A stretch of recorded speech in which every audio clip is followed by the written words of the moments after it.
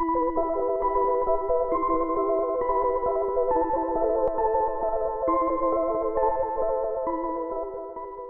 everybody, thank you for clicking on today's video. If you are new to my channel, hi, my name is Casey and I post videos every Wednesday on the lesser known missing person cases that haven't received a whole lot of media attention. And if you would like to support me, please hit that square in the corner to subscribe. I would like to acknowledge that in the last video, I called it a circle.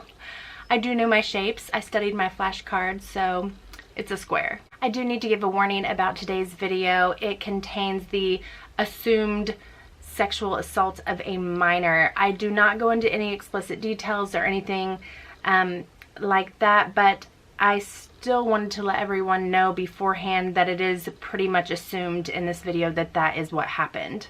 Celina Janette Mays was 12 years old at the time of her disappearance, and she had had a rough couple of years leading up to the time that she vanished.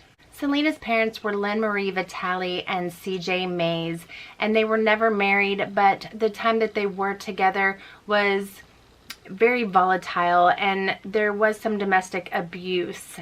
And they had both struggled with drug addiction, but her mother had seemingly gotten her life together and recovered and had gotten a job and was taking care of Celina, which she had full custody of.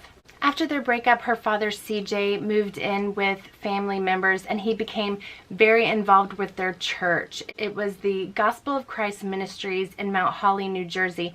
And most of his family worked at the church, and he ended up getting a job there as well as a bookkeeper. He began to develop very radical religious views, and this made Lynn Marie nervous enough that she kept Celina as far away from him as possible. And I don't believe she really let CJ see Celina all that often. Sadly, in 1994, Celina's mother died suddenly of a brain aneurysm, and there was a big custody battle between Celina's mother's side of the family and CJ and his family. They both wanted custody of her, but this resulted in Celina being forced to go live with her father.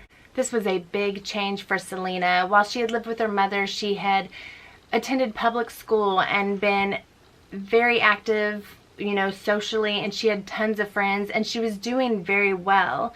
But when she had to go live with her father in Willingboro, New Jersey, they moved into a house that contained Celina, her dad, her new stepmom, her dad's sister, which was a pastor of the church, and several other family members. So it was kind of crowded.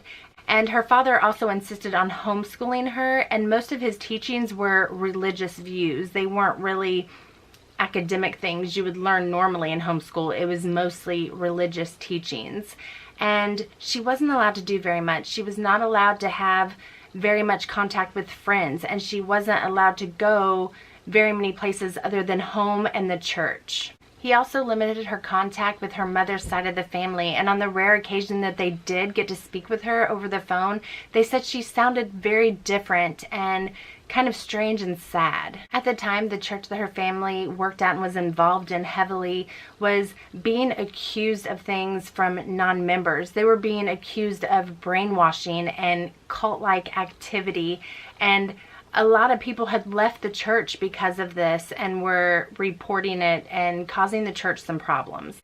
Like I said, this new life for Celina was very rough, and a few months before she turned 12 years old, she informed her family that she was pregnant. They were all extremely shocked by this, and Celina refused to tell any of them who the father of the unborn child was. Her father was obviously upset and kept threatening her with a paternity test to find out who the father was, but Celina still refused to say a word. Despite being so young, Celina took very good care of herself for her unborn baby's sake. She took her prenatal vitamins every single day and made regular visits to her OB doctor, and she asked lots of questions and wanted to make sure she was doing everything she could to ensure that she would have a healthy baby, and she actually seemed very excited about it. She did confide in her doctor that the baby's father was a 16-year-old boy, and I'd heard reports that he was not involved with the church and that she stated that she had met him at a skating rink. The baby was due to arrive on December 29th, and on December 13th, Celina went to what would be her last doctor's appointment, and she got checked out. Her OB doctor said that Celina was healthy, the baby was healthy, and everything looked fine, and Celina didn't seem to be upset or distressed about anything, and she seemed to be in very good spirits. 2 days later, on December 13th, Celina had pretty much a typical day. She spent a lot of time at the church and then had dinner with her family. After dinner, she told her cousin thank you for everything, and around 11 o'clock at night, she went up to bed and went to sleep, just like any other normal day. But the next morning, when her father went in to wake her up, it looked like she was sleeping in the bed, but when he moved the covers, there were pillows placed underneath the comforter, and Celina was gone. Things that you would think that she would take with her, like her purse, her prenatal vitamins, and maybe some clothes, were still in the room. And I've seen reports where it said that she only took a few precious possessions with her, but I couldn't find anything that stated what those precious possessions were. I also couldn't find any information on exactly when she was reported missing, so I don't know if it was immediately or if the family waited a while. I also don't know who reported her missing. That is information that really wasn't out there, and I'm not sure why. There also is no information on any searches that were conducted. Now, I'm sure they did search. I'm sure police did search. I would hope so. I would hope they would have searched the house. But if they did, there's no information out there on it unless I somehow overlooked it during my research. So that's something I am so curious about. I want to know. So if any of you know, please let me know. Post it down in the comments. Tell me, because it's something that is kind of driving me nuts. At the time of her disappearance, Celina was 5 feet tall and 120 pounds. She is biracial and has very long black wavy hair, brown eyes, and a unibrow. She may have been wearing a long red coat. In March of 1999, Advanced Polybag Incorporated came together with the Center for Missing and Exploited Children and had Celina's picture and information printed on 18 million, I think it was over 18 million actually, grocery bags, plastic grocery bags, and had them distributed at Pathmark supermarkets. And this actually helped bring in 15 or so more tips on Celina's disappearance, on sightings of Celina in New York, Texas, and New Jersey, but none of the sightings could be proven. And some of the sightings even stated that she had a child with her, but like I said, they couldn't prove that it was actually her. There are so many theories in this case, and her father CJ and his family and the church were not cooperative with police during the investigation, which has led a lot of people to believe that maybe CJ and his family or members of the church did something to her. There were accusations coming from both sides of Celina's family. Her father CJ was claiming that he thought that her mother's side of the family had taken Celina and was hiding her and the baby, while Celina's mother's side of the family was throwing around accusations that CJ or his family had done something to her and gotten rid of her. Her aunt, who was the pastor of their church, believed that some of the disgruntled ex-church members had taken Celina and was hiding her, and her aunt, who was the church's pastor, has accused ex-members of taking Celina and hiding her, and some of Celina's other family members believed that she was coaxed out of the house and then murdered by the baby's father so that he could protect his identity and that no paternity test could be done. Others even believed that maybe she had sought out an amateur abortion and died from complications, but she was taking care of herself and seeing her doctor. Even her doctor disputed this claim, saying that there was no way. After 9 months of taking such good care of herself and being so concerned for her baby, it isn't really believable that she would just all of a sudden, 9 months along, decided that she was going to get rid of it. Rumors have also spread that Celina went into labor at home and that the family decided on doing a home birth and that maybe she and the baby died in the process. But all of these theories, there's really no evidence or proof of any of it. It was also said that one of Celina's cousins who attended the church could possibly be the father. He had 7 children by 4 different women and was at one time charged with the aggravated sexual assault of 2 girls ages 13 and 16 who attended the church.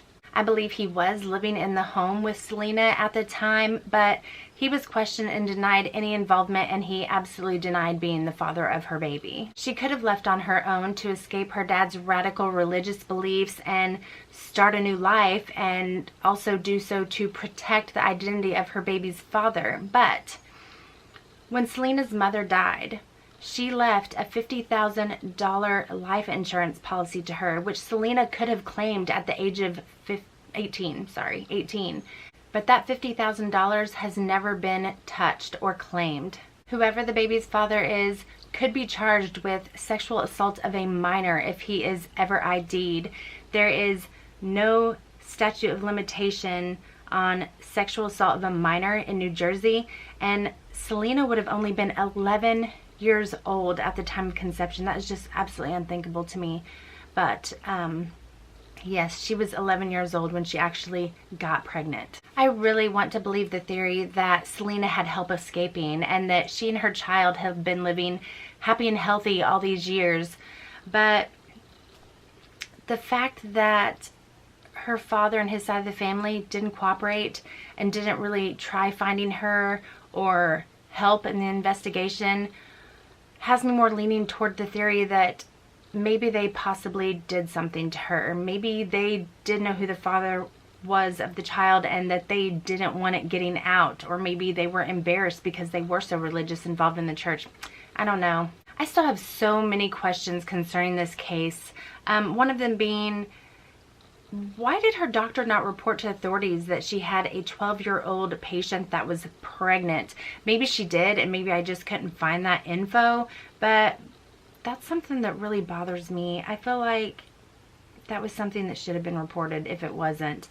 Also, if someone wanted to kill Celina to protect the identity of the father of her baby, why did they wait 9 months? Why would they wait until she was that far along? She was only 2 weeks away from having that baby. Why would someone wait until then to lure her out and then take her somewhere and kill her? And why wouldn't her family be more cooperative and help search for her if they were all innocent and had nothing to do with it? You even see people fake crying on TV that are guilty. You find out later that they are guilty as all get out, and they're still on the news at least trying to fake it. Her family didn't do that. They didn't try to even act like they were one bit worried. Let me know what you think in the comments. I am super interested to hear your theories on this one. If you have any information on Celina's whereabouts or what may have happened to her, please contact the Willingboro Police Department at 609-877-2253. Please keep this case out there. Share her flyer, share her story, share this video. This case did not get anywhere near the media coverage it should have. Thank you all so much for watching my video, and as always, I mean absolutely no harm in doing these cases. I am simply trying to spread awareness, and if you would like to support me, please give this video a like and hit that subscribe button. And I will see you all next time. Bye.